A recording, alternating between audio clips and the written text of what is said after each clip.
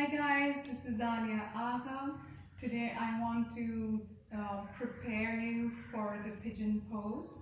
It's a beautiful pose on its own but requires tremendous strength in your hips, legs and upper body. And it becomes daunting for beginners to get into pigeon pose. So this is, I would say, a preparation which you can do anytime after or before your yoga practice to make sure that you're able to get into pigeon pose slowly and gradually. And what you need to remember is that pigeon pose is a lot about balance and alignment.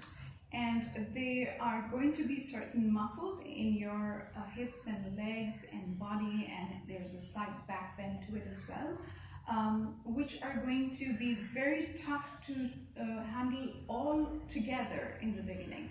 So let's just look at the hip opening and how should we actually work on our hips and the balance.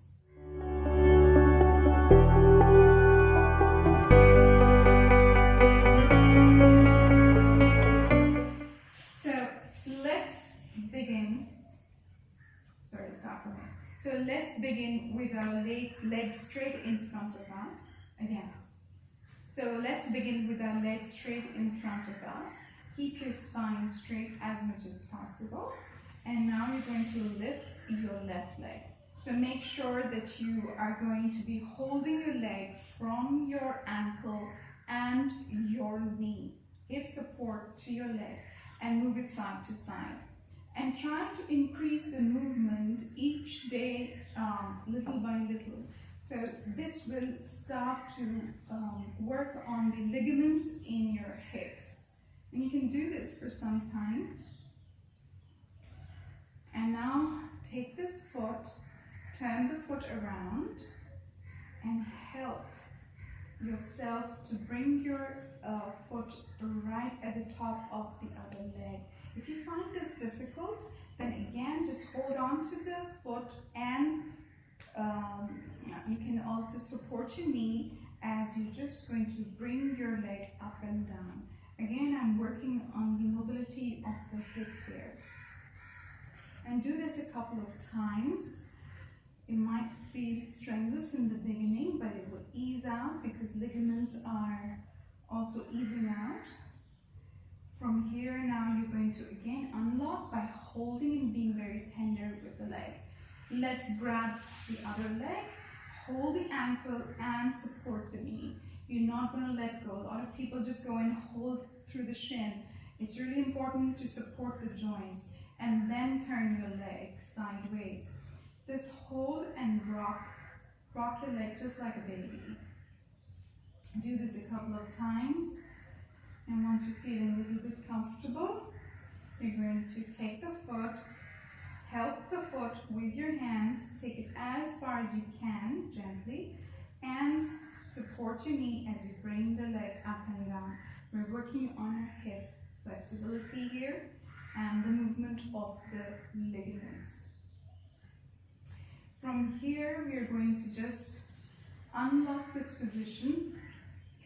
You can bend and straighten your knees here just to relax them out. And now you're just going to take one leg. So try to get this leg, this is my left leg, and I'm trying to keep it horizontal, although it won't stay horizontal, very long.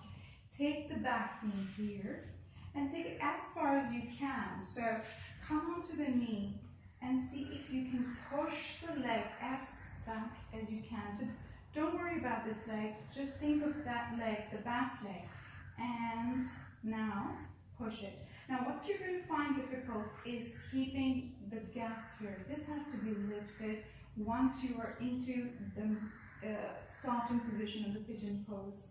Hold this leg for a few breaths and then drop your hip. Once you've dropped your hip, you're going to switch. So I'm going to bring this leg in front and take the left leg back. So before you take the leg back, you're going to take the right leg and bring it horizontally in front of you. So once you've got that position, let's work on the back leg. Bring the hands in front, lift your hip. It's important that you lift your hip and start pushing this leg back.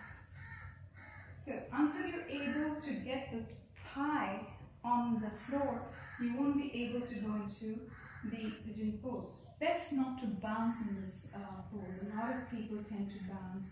Bouncing is not going to help the ligaments. It's the constant stretch and the breath in the stretch that will be very helpful.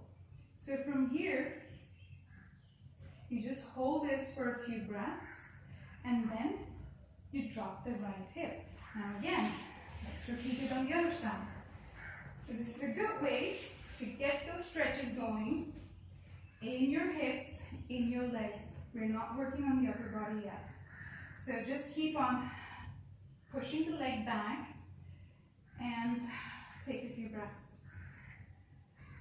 And drop the hip and change.